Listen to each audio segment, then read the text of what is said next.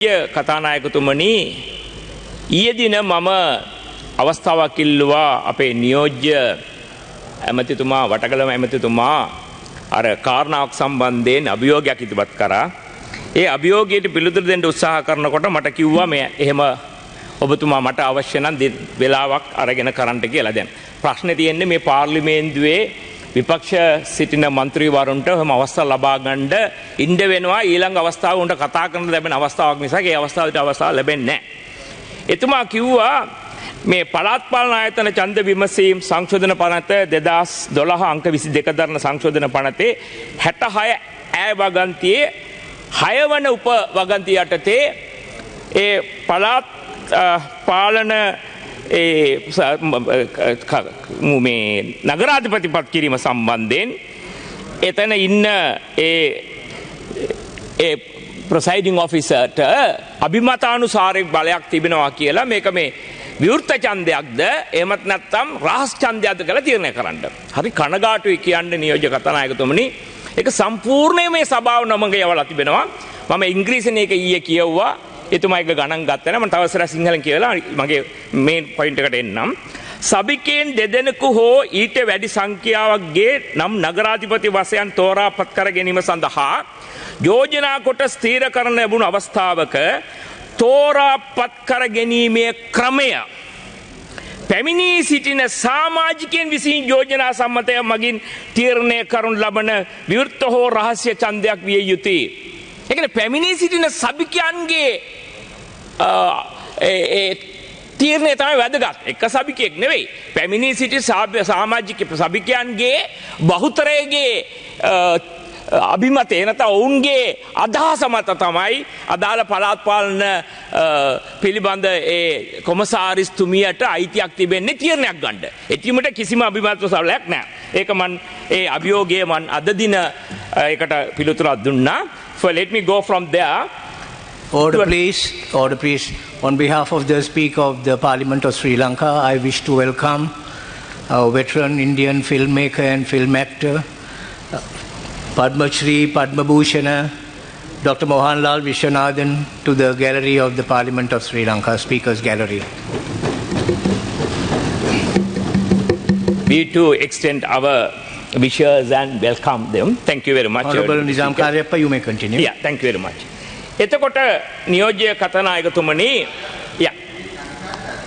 Yes, I will do it. What I was reading from the section, I'll definitely.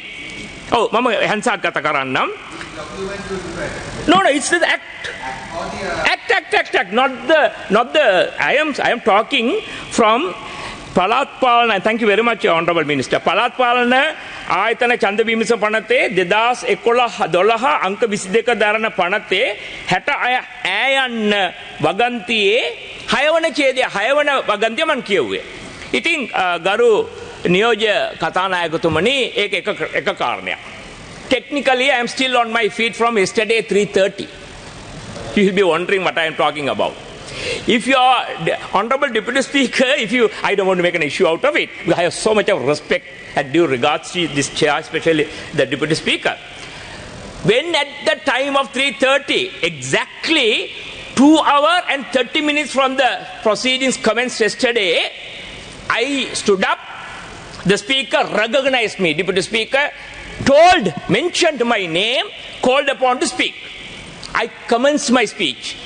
In terms of standing order, I have been recognized by the chair to make my speech. Then there was a point of order raised by Honorable Vijitha Hera. The point of order was discussed continuously and it went out of control. The Deputy Speaker mentioned the thing is going out of control. Without a ruling on that point of order, it was adjourned abruptly. So I don't want to make an issue out of it, be that as it may. Now I'll continue with my speech. I don't want to waste the time of this house on discussing matters that is gone. Gadam முடிந்த விடயங்களை பற்றி நாங்கள் பேச தேவையில்லை. Then I'll come to the other matter. Now today we are talking about බලන්න ගියා එතුමා මෙතනට ආවා. එතුමාගේ ඇක්සිඩන්ට් කරපු ෆොටෝස් තියෙනවා. ඒක ගරු නියෝජ්‍ය කතානායකතුමනි මම ඔබතුමාට යමක් විශේෂයෙන් කියන්න ඕනේ. මේක මම නොකිය ඉන්න හැදුවේ. 19/3 ස්ථාවර නියෝගයේ යටතේ මේක කියලා මම 40ත් මම කියවන්න. Thank you. 19/3 You just mentioned about economizing on time. I think you should. Thank you. I'll then proceed with my speech. I know the Honorable Bimal Ratnayake is very clever in distracting us. Anyway, thank you. I don't want to fall into his traps. Now, coming back to the today's matter. Now, we are not talking about the economic impact that has arisen out of the malpractices. This is all about the economic impact. But there's another important matter that's directly connected to the Sri Lankan economy. I have to speak about it. I'm referring to the conflict that may seem distant, but is rapidly becoming a global threat. The war on Iran, the led by Netanyahu government of Israel. At the heart of this crisis lies the long-standing and heartbreaking situation in Gaza. Honorable Deputy Speaker, I like to say a few words on that. We call on this government not to encourage Israel tourists, as many of them are not merely a tourist, but appear to be planning a long-term stays and establishing places of worship. By allowing this, we are inviting troubles, Honorable Deputy Speaker. Number of time in this house by the opposition, continuously we pointed out to the government not to send workers to Israel, not to encourage the so-called purported tourists into Sri Lanka. Now what will happen? Now we are all worried about the malpractices, some millions of rupees that had been wasted and that had been there have been abuse or whatever in this report. Now we are facing a serious matter. We are in the verge of a world war coming closer to us. We must also recognize that Israel's unending attack on Gaza, its illegal settlements, and its refusal to follow international rules have caused and worsened this crisis. Nothing else.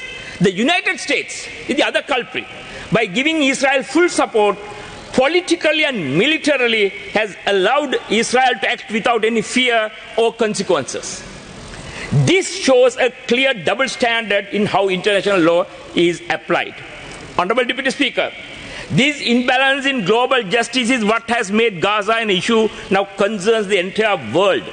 Failing to protect Palestine's right has not only created more violence and extremists, but now risks the causing of a larger war, one that could affect all of us, leave alone that we keep on talking about these motions and these whatever the මේ ගවයන් ගෙන්නවලා කෙනාපු මේ මිලියන ගාන නෙවෙයි. ඒකට වැඩිය විශාල අර්බුදයක ළඟ අපි ඉන්නේ දැන්.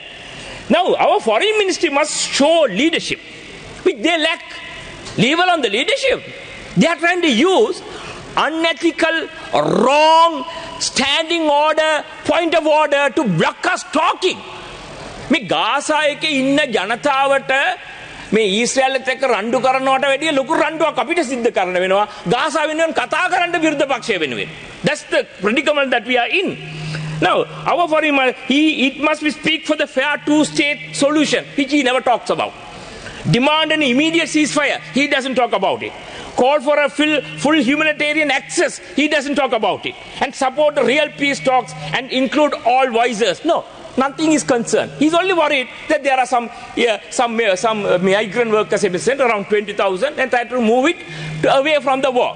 So what I am trying to say, the Honorable Deputy Speaker, now, at the time of such a serious conflict, now it's true, now we have got wars from 11:30 till 5:30, we have time for an adjournment debate on a so-called this report, which could have been definitely discussed at the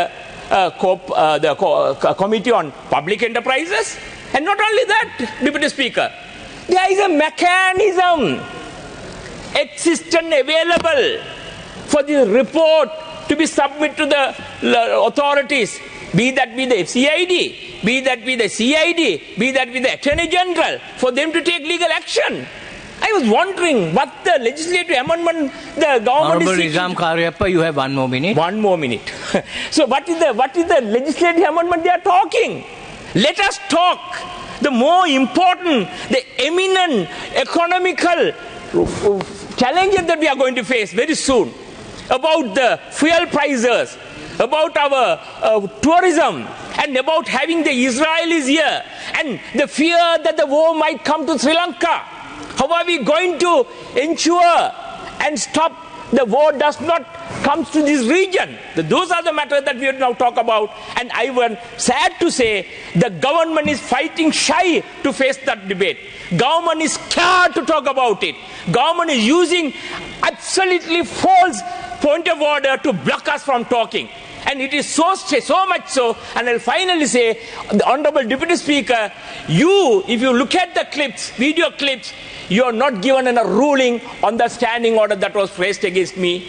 I am supposed to be still on feet, and the Deputy Speaker has not made any ruling and abruptly adjourned. And let me say, this should be the first and the last.